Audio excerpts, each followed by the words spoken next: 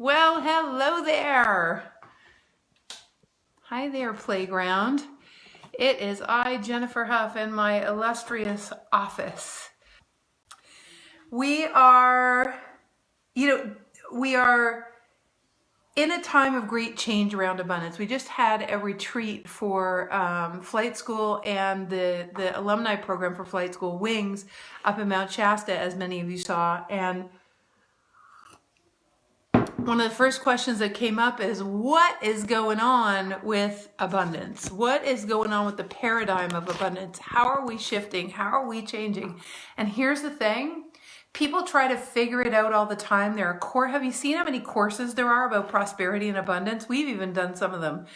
So you could probably name a few of them. And the thing is, it takes us so much into the mental space, trying to think about abundance, when abundance isn't a thing to think, it's just an is. And that's one of the problems. We run around trying to achieve it, or trying to accomplish it, or trying to integrate it into our lives, when it simply is an is. And by running around like it's separate from us, what happens is we create it. So the way we even approach a program causes the very thing that you're trying to accomplish out of doing the program. Approaching a program from the idea of you aren't abundant in the first place and I'm going to fix that, has consciousness relate to you like not being abundant, and fixing it is going to be a permanent state of being because all of the energy you're giving that paradigm. So that's just how physics works. So how do we remedy this paradox? How do we remedy the idea of abundance, even though our relationship to the monetary part of abundance is changing right now? There's a huge shift going on. But to actually go with the flow of all of that is going to require you unplugging from going after curing your lack. Curing your lack will only cause more problems. So let's go with the question of the week, and I would love to hear more of your comments about what your answer is to the question, which is, what are the most important skills? So I'm going to share with you 3 things that I think are the keys to abundance. If you could do these 3 things, your experience in the world will shift. So the first thing is, there is no way around this one. You have to, if you want to experience abundance, do whatever it takes on a daily basis, on an hourly basis if you wish, to get yourself into the feeling state that matches what you perceive that amount of abundance would lend you.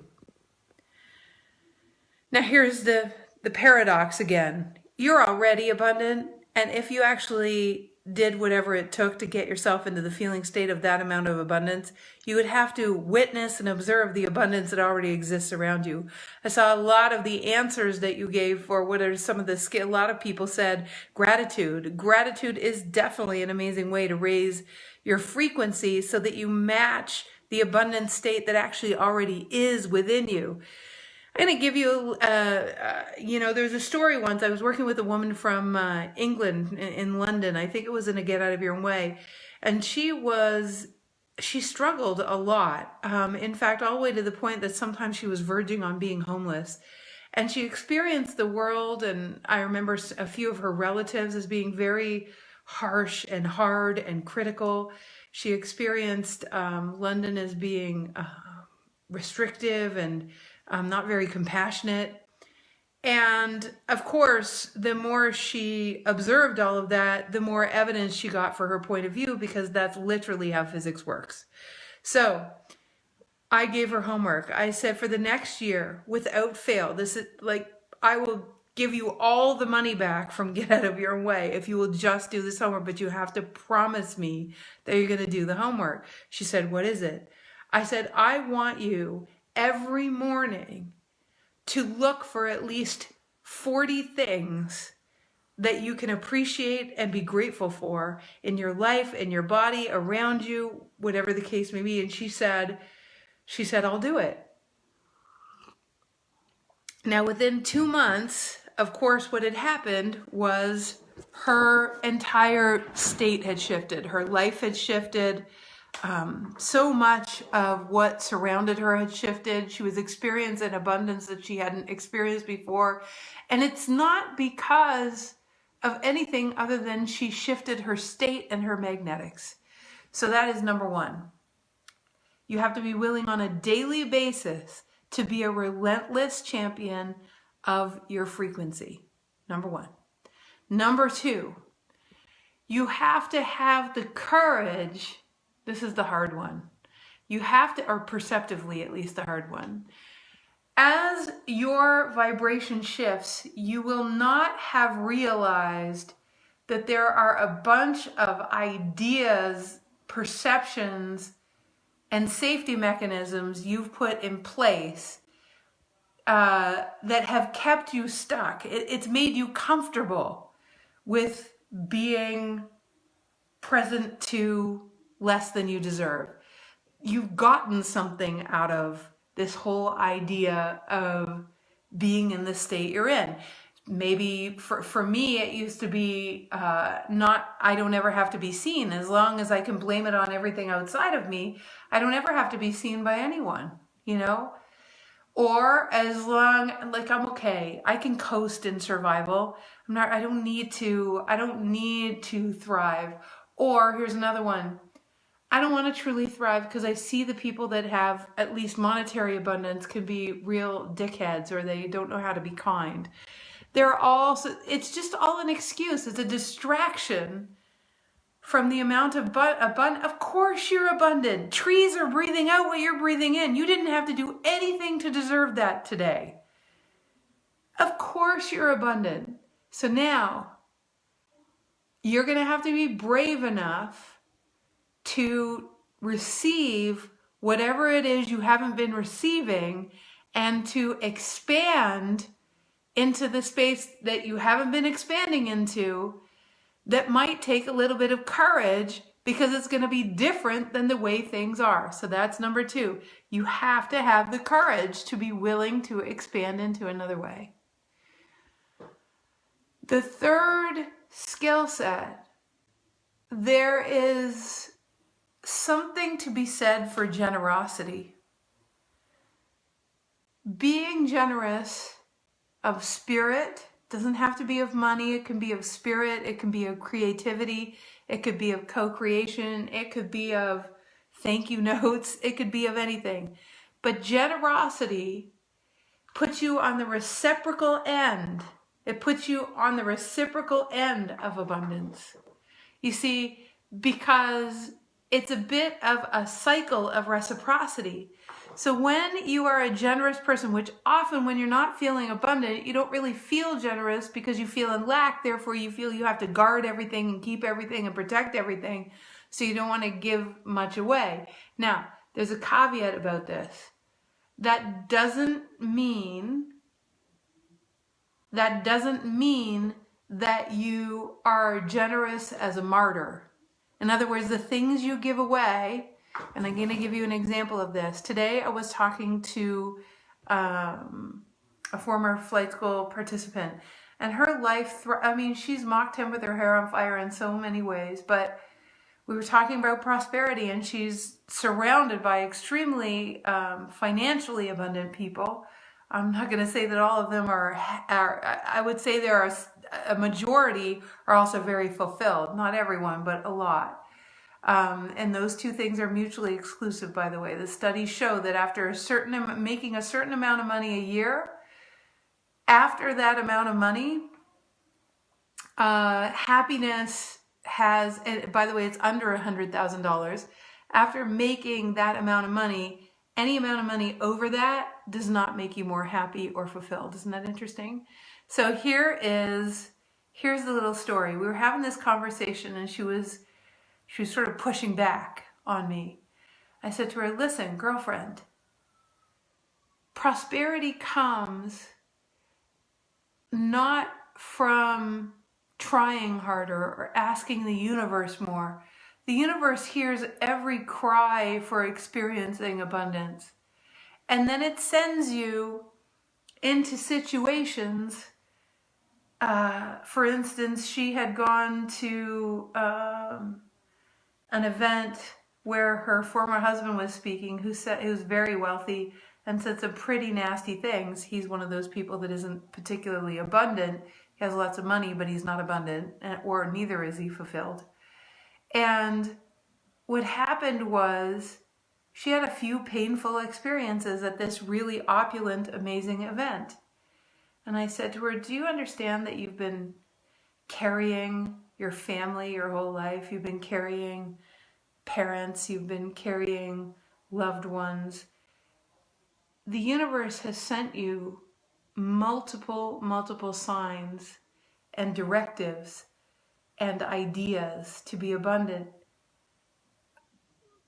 But because you carry so much, carrying, or in other words, making yourself matter, improving your worth, and being a righteous person has overshadowed your ability to see what the universe is sending you. And what you don't understand, this is the most important part of anything I'm going to say tonight, actually. The universe is abundant. You're a part of the universe. The filters that you've put on the universe are the issue. It's not because you've asked for abundance. It's not because you've asked for prosperity. That's not the issue. The issue is not that you haven't asked enough. The issue is that all of the ideas and all of the opportunities are things that you've poo-pooed or haven't seen or have been too busy to actually experience because you've been trying to prove your worth or trying to up the ante or trying to get yourself to a certain place or trying to be a good enough mother because you feel guilty that their dad died or whatever. And by you actually attempting to be worthy and prove yourself and carry others and make sure everybody in your family is happy are identities that will filter all of the abundance that the entire universe has sent, because you won't even have time to do the ideas because you're too busy proving yourself. Her response to me was, but I've been such a good person. Like, I've tried really hard. And the universe already knows you're a good person. The universe already knows you have a big heart. The universe gave birth to you. The universe is your parent. It already loves you massively. There's nothing to prove and nowhere to get, everyone. So that's what's really important to know about how consciousness works. You get in the way through the identities that you think are what the universe is waiting for you to be or do or have in order for you to deserve the abundance. But the universe is the one that gave birth to you, and it literally knows your piece of the puzzle of heaven on earth and was always going to give you everything that you need and far beyond. And then we made a bunch of human stuff up that's not true. Last thing I want to say about abundance. Amazing conversation in the program we called Soar. Soar is the precursor to flight school. You don't have to take it before flight school, but it's a really great, powerful conversation. We had a conversation the other day, and I asked everyone, I'm going to ask you guys, if I could, if you got $1 million a year, would you give up sunsets? If I gave you $1 million a year, would you give up being able to hold your grandchild in your arms for the rest of your life? If I gave you $1 million a year for the rest of your life, would you give up, your 10 favorite foods? If I gave you $1 million a year, would you be willing to have there be no more elephants or dolphins? Do you understand? What is abundance? Does it have anything to do with money whatsoever? And starting to understand that paradigm shift is paramount to being able to have the humility to own how abundant you already are. And in doing that, that is where, and being able to give up the rightness that something's missing and humbly be grateful for the fact that you have life and air and conversations like this.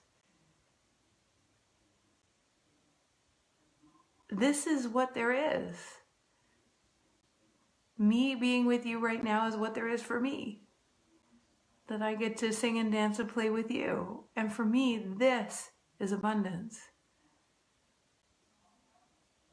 Being able to share, being able to expand together. So, skills for abundance. Remember, I'm going to sum them up in case you missed the first three. Highly recommend you go back and listen if you just joined us. Number one is be 100% tenaciously responsible for your frequency. Every day, all day long, practice it, make it a mission, because it's really all that it takes. Two is be willing to let go, courageously let go of the comfort of the identities that come with just being able to survive. Be willing to change is really number two. And number three is really about